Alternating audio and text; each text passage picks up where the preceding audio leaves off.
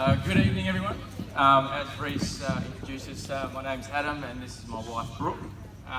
Firstly, I'd like to thank you for having us tonight. Can't you? Is that better?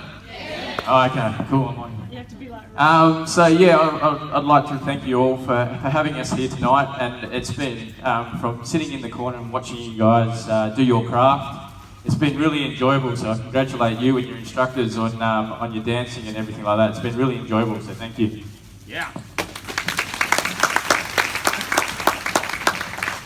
I'd like you to also thank you again for allowing us to share our journey. It's been a long one.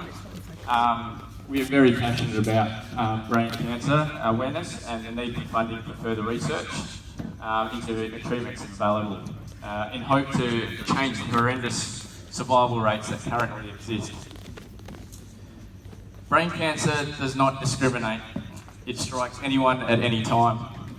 It doesn't care about your age, gender, race, genetics, or any type of lifestyle that you've lived. It's horrific, it's debilitating, and one of the deadliest cancers to exist. It also carries the biggest financial burdens to individuals and families who are affected, as these people are usually in their prime and can no longer work, along with other family members who have to cease work and usually take on the role as a carer.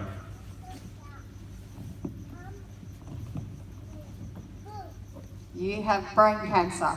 The 4 words that you never want to hear come out of your doctor's mouth. I was diagnosed with a stage 4 aggressive, sorry, this microphone's just fell in my mouth. Can you all hear me all right? I couldn't read it. I was diagnosed with a grade 4 aggressive, incurable and inoperable cancer. Receiving this sort of diagnosis changes your mind, body, heart and spirit. It is by no means just a physical journey, however it's all too often treated as such. According to Perth urologists, saving my life was not an option, so preserving its quality was instead their primary aim, which absolutely devastated me. They bombarded me with the gloomy statistics of brain cancer and only discussed the treatment to extend my life rather than save it. They seemed to be consigning me to the statistical fate without giving me the chance to be one of the few inexplicable ones to defy the odds. I was willing to accept my diagnosis, but I wasn't prepared to accept my prognosis. I wasn't going to let anyone else decide how long I should live for. I was not in denial, as some may have believed. It was more a stubbornness, determination, and a strong belief in the body's ability to heal. I believe the power that made my body can also heal my body. That belief shifts biology. As an avid follower of The Secret by Rhonda Byrne, from the tender age of 23, one of my favourite quotes has always been from the Dr. Bob Proctor: thoughts become things. If you see it in your mind, you can hold it in your hand. I had a hunch that maybe there was something for me to learn, gain, or even be transformed by whilst on this turbulent journey of what I call life. That maybe my diagnosis was bigger than me, and that my life was to have more purpose than the path I was currently travelling on. That maybe out of my despair would come one of my greatest gifts. I'd like to apologise quickly, just so it would have been repeated for some with the video, but we're going to go through it anyway because it's really important. So our journey started in early 2015. We were both 33, and parents to Taylor, who was 3 years old, and Caden, who was 8 months old. I was working as an accountant. Brooke was a part-time podiatrist and a stay-at-home mum. We were both happy, fit and healthy, or well, we thought we were.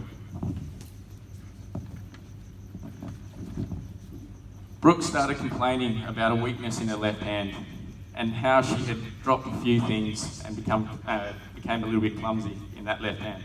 I brushed it off, thinking that it was just an impingement in her neck and shoulder as she would carry our son, Caden, around for hours and hours on end because of his reflux.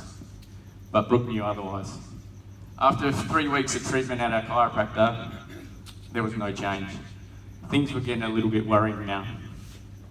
Brooke then saw her GP and requested a referral to her neurologist. The neurologist carried out multiple neurological, thank you, test on Brooke, which showed perfect results for all the assessments side one, which involved a slowness in movement in her left hand. The neurologist agreed to refer Brooke for an MRI to determine what was going on. A week later, the scan results confirmed our worst nightmare. Brooke had a brain tumour. The neurologist was quick to admit that he was floored by the results. He could not believe a seemingly perfect, healthy-looking lady was sitting there with much of her right hemisphere of her brain covered with a large, diffuse tumour. When you think of brain cancer signs and symptoms, you think of the obvious ones, such as headaches, blurred vision, confusion, memory loss, personality changes, and seizures. Brooke's symptoms were very subtle, and many others would not have pushed the scan so early in the piece, allowing their cancer to continue to spread. Look, I'm not saying that you need to, at the first sign of weakness, that you should start to panic. But if the symptoms persist, then we suggest people demand an answer from your doctor. After the initial heartbreak of being told that my wife has brain cancer, I always believed that Brooke would recover. No doubt in my mind. Was I naive? Possibly. But something deep inside me was letting me know that she'd be okay. Belief and hope is a powerful tool when you're going through any journey.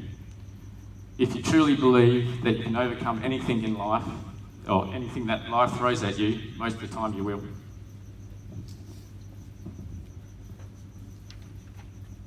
With no option to operate in Perth, a strong push was instead made towards a 6-week round of daily radiation and chemotherapy in an attempt to extend my already shortened life. However, this treatment was booked for a few months down the track rather than starting immediately. During this waiting period, my requests to rescan my brain were ignored, despite my concerns that it was spreading further, as I had started to experience painful headaches during the night. It was then that we decided we needed to take control of my healthcare and to start making our own informed decisions. This led us to Sydney and to the amazing Dr. Charlie Teo, an inspirational neurosurgeon, world-renowned for pushing the boundaries and operating on the inoperable tumours, giving patients hope, time and life. After a surprise phone call with Dr. Teo, I was offered an appointment with him the very next day. He had seen my scans and was willing to operate. We hopped on a plane early the next morning, my mind spinning with the feelings of hope, excitement, apprehension and uncertainty. I knew I faced an extremely tough road ahead. I had the biggest decision of my life to make, a decision that would make me, break me, and define me. My mind was flooded with statistics, percentages, and what-ifs. Faced with a decision of a longer life with paralysis and possibly other surgical complications, or a shorter life with no surgery, but also no hope.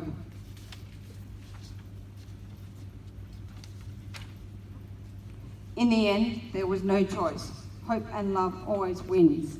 I had a loving husband and 2 beautiful young children who I had to fight for. If I had to live out the remaining of my life in a wheelchair, then I was willing to do so, if surgery could guarantee me more time with my precious loved ones. A life with paralysis, in my eyes, is better than no life, and that's what I was facing otherwise. On the 20th of July 2015, Brooke went for the risky life-saving surgery at Prince of Wales Hospital in Sydney. Brooke's parents flew over with us, and the support from family, friends and strangers was well felt far and wide. This is when our famous Walshy Wolfpack was created. No one knew what lied ahead of us. After a long, anxious wait, Brooke was finally taken through the doors for neurosurgery, which was a heartbreaking and scary unknown of what was to come.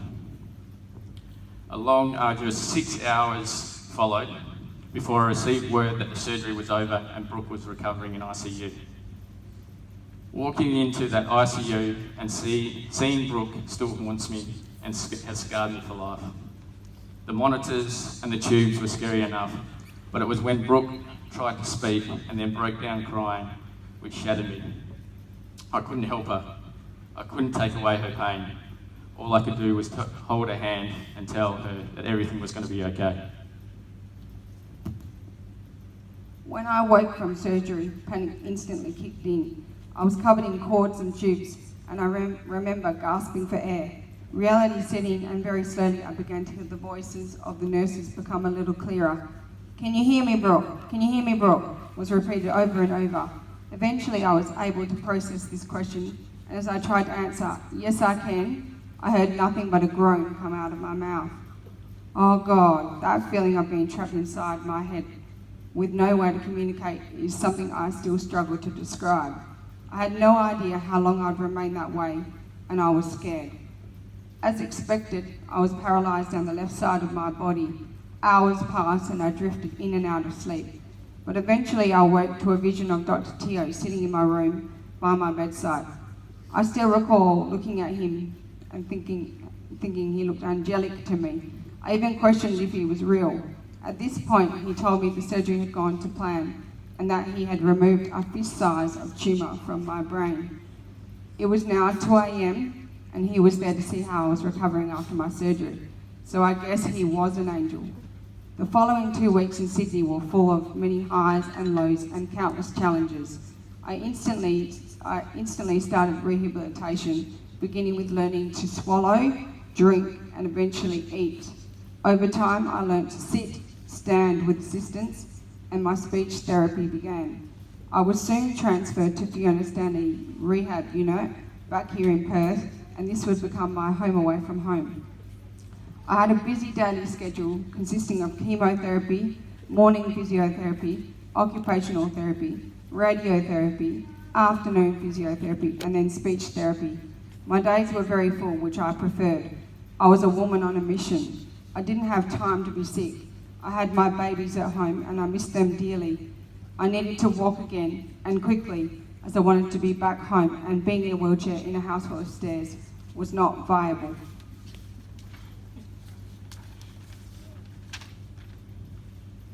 So much to the dismay of the doctors and the therapists at Fiona Stanley, I set a goal to walk out of the rehab unit in 6 weeks. After being given no hope of ever walking again and told to go home and spend quality time with her family, Brooke accomplished her goal. She walked out of rehab with a stick after 5 weeks and 3 days. Grueling rehab would follow, but this time in the comfort of her own home. Brooke worked with a great team from RIF, which is a rehab in the home, where she continued to tick boxes with her walking. From walking with a quad stick, to walking with a single point stick, to no stick, and finally walking barefoot. This is while enduring monthly chemo rounds, oncology appointments, and family life. The little goals still continue to be met. After 18 months of chemotherapy, followed by 3 inactive cancer scan results, Brooke decided to stop chemotherapy and focus on natural healing. More recently, Brooke managed to regain her driver's licence after several months of assessments and tests. There are still many boxes to tick, but I have no doubt that Brooke will achieve them.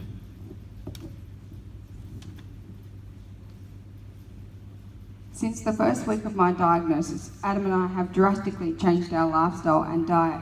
We had no idea what a toxic world we all live in. We were unaware of the chemical burden that we were placing in and on our body each and every day. After an examination of our household and personal products, we emptied our entire kitchen, laundry and bathroom products in the bin and replaced them with natural, chemical-free products. If you want to be in the 1% of people who survive more than 5 years with brain cancer, then you have to do the 1%ers that others are not willing to do. Sacrifices must be made.